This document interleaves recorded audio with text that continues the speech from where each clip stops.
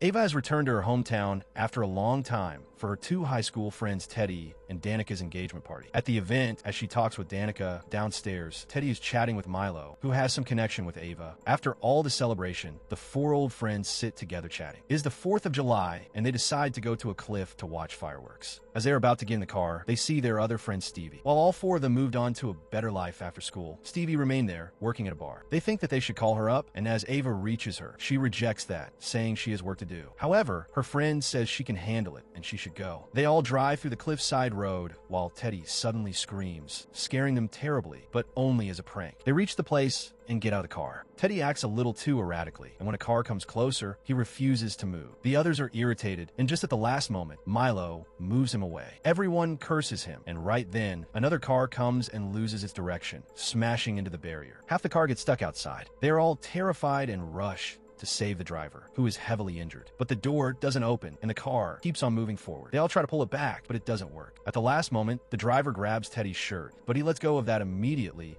and the car falls into the water. Ava and Stevie say that they have to save him, but there is no way to go down there. Teddy goes to call the police. Danica says that it was merely an accident, but Milo says that it is manslaughter for where they were standing. Teddy returns and says that the police are coming and they should leave the place. Ava and Stevie don't think it is the right thing, but Teddy convinces them, saying they will go to the police station, and Milo says that saving him isn't possible, so they should go. They get going as the police pass, and Teddy takes the turn of the house, shocking Ava that they aren't going to the police station. They all reach home, and Teddy says that they should all part and forget this once and for all. He says that the police will take care of it, and there's nothing to worry about. Ava doesn't really like that idea, and leaves without saying anything. A year passed by, and Ava returned to her hometown again because of Danica's bridal shower, with a different guy since she broke things off with Teddy. Ava has met a girl on the flight named Tyler. Hearing that she's going to the same place, she asks her for a ride. Milo drives her there. Danica is very excited to see her, and Stevie is there, who's gotten closer to Danica. She sits and checks out everyone's presents, and then she stumbles upon a letter. She opens it and sees a card with the words, "I know what you did last summer." Danica is stunned and asks who it is from, but nobody knows. She takes it away instantly, and her fiancé, Wyatt, comes from behind. Later, she shows them the card and thinks that it is Teddy's doing because he has gotten crazy since last year's incident, and that's why they broke up. She says that Wyatt is an alcoholic, but he has taken good care of her for the last year. Milo brings in the topic of the incident. The man who died was named Sam Cooper and had no family. Teddy's dad, who is the town mayor,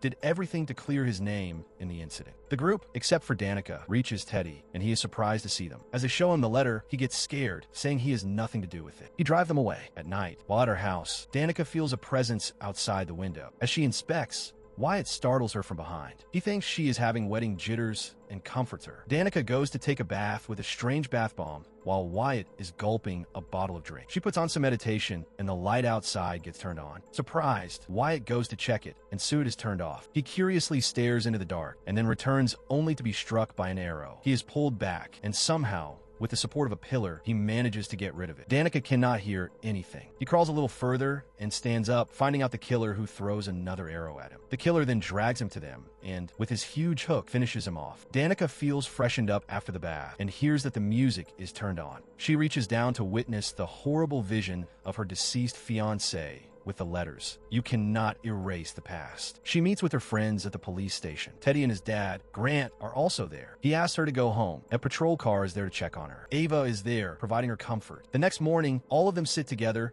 trying to understand what's happening. They keep naming each other's friends who might know about last year's incident. Milo brings in the topic of Ava's new friend, Tyler. She apparently has a podcast about murder, and Danica plays it. There, she talks of the serial killing incident of 1997, where a similar killer with a hook killed a bunch of teenagers. They are shocked by the resemblance. But Ava says it's stupid to think of her as the killer, for she has just met her. The next morning, Ava meets with Tyler and asks her to introduce her to her world a little bit. She takes her to an antique house. And all crazy, she keeps on talking about her fascination with the 1997 serial killing in the same town. She whispers in her ear how the killer had left a note for the victims with the words, "I know what you did last summer," and even shows it. She lets her know about Julie and Ray, the only two survivors of the incident, but she fails to get an interview with Jewel. She further creeps Ava out, asking her to wait as she reaches upstairs. Ava calls in for help. As the wait grows, she finds the killer standing before her. She thinks Tyler is pranking her, but she is upstairs, and both of them run. Ava keeps escaping from the killer's strikes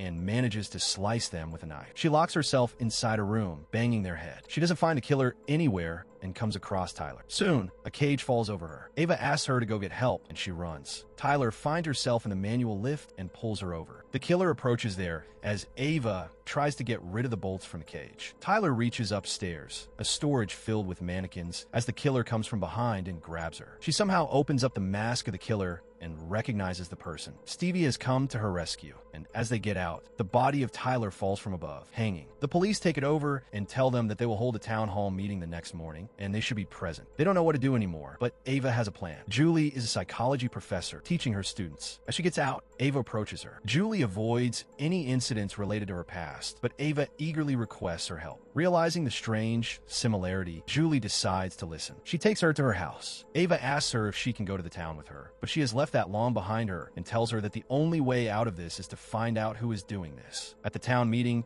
the police tell everyone that Tyler has merely killed herself. She has a history of mental illness, and it is no surprise. Ava and Milo stand up, protesting it. She even says how she has been chased by the strange killer, shocking everyone. But the police don't really buy that and say sorry for having to witness it. Meanwhile, Ray comes in, the other survivor in the town, along with Julie, who still lives in the same place, running a bar where Stevie works. He strictly tells them that they should trust them and look into it. The police confirm that they will, and say that for a time like this, they can always reach up to Pastor Judah for help. The man stands up and requests all of them for a visit. Stevie comes to Ray, for she never knew he was one of the survivors of a mass killing. He says he doesn't like talking about it. She says that she has come in with her friends for some questions. They say that they have to know about the people Sam Cooper knew. They also come to know that Ray was married to Julie. He doesn't like that Julie has asked them to look for the killer. Teddy wonders if they can just run out of the town, but with his experience, Ray says he knows it won't be a good idea. Meanwhile, he returns to the police report, which said Sam was driving a stolen car in a drunk state. He says that they have to figure out who the car belonged to.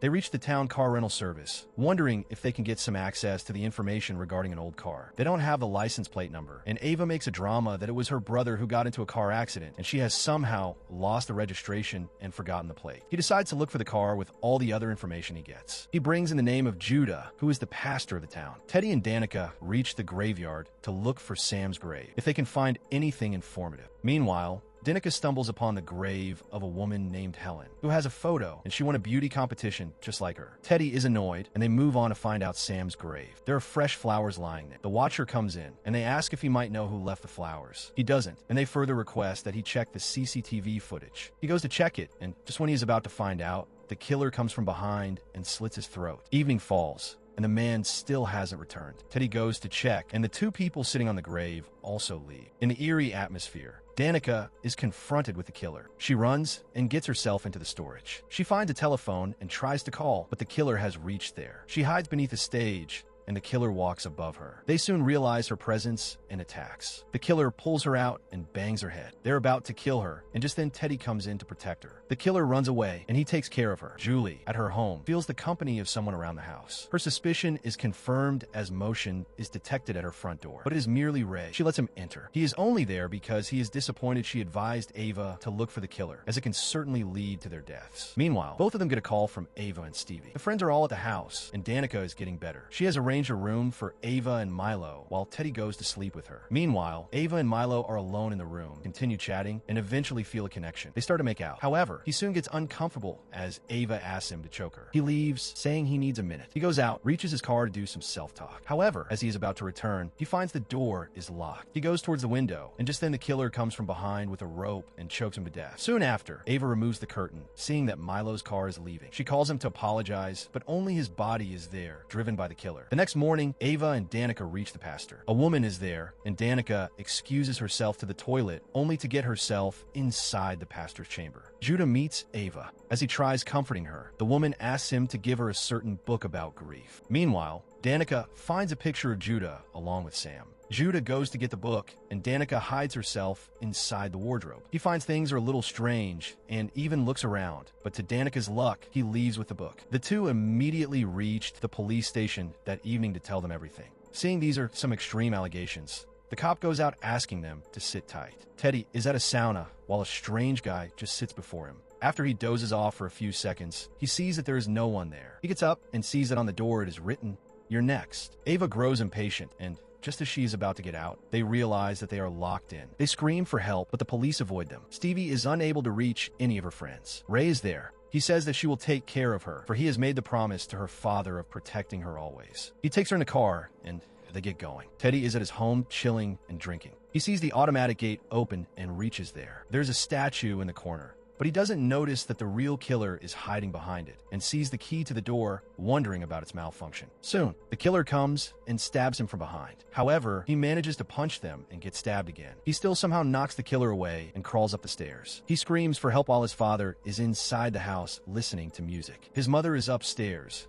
and he raises his hand for help, but it doesn't work. The killer eventually arrives and drags him away. Grant finally stops the music and gets out of the house, only to find his son terribly injured. He goes for his aid, and the killer jabs the hook in his throat. Inside the police station, Danica watches a weird dream. She wakes up and finds Helena, the beauty queen, outside, whose face starts getting disfigured, and she attacks her with a hook. Danica wakes up and hears chaos outside. The police release them, and all of them reach the murder scene of Grant and Teddy. Danica wails seeing Teddy, but her friends pull her away. Ray advises them they leave from the town immediately in a boat. They decide upon that and come across Milo's car to find his body. Ava breaks into tears, but her friends take her out. The three girls get into the boat and drive off. The police reach Judah's house to arrest him, but the man is apparently killed. Danica and Ava are in the driver's seat as they hear a sound of the anchor falling. Meanwhile, at Judah's place, the police have found a group photo, and there is Sam with his partner, and it is none other than Stevie. She's on the boat and instantly attacks Danica.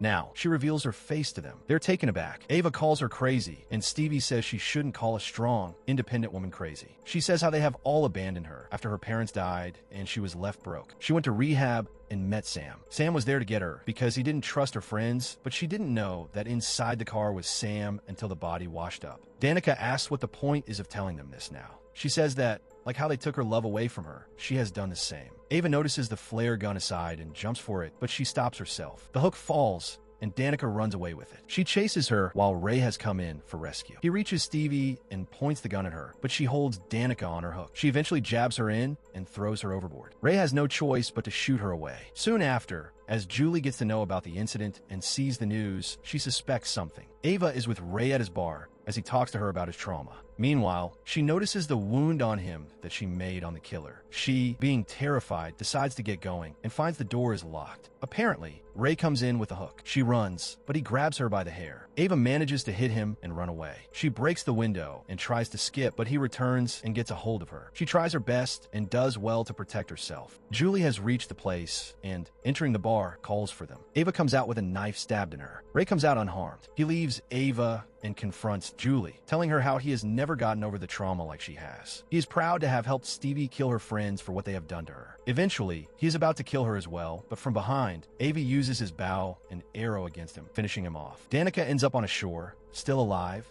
and she is saved. Days later, the two girls get out of the hospital, exhausted, and go to eat something. They come to know that Stevie is still alive and think that they should kill her. So, that was the recap for the 2025 movie I Know What You Did Last Summer. For more movie recaps like this, stay subscribed to the channel. And if you have liked this video, you may also like this.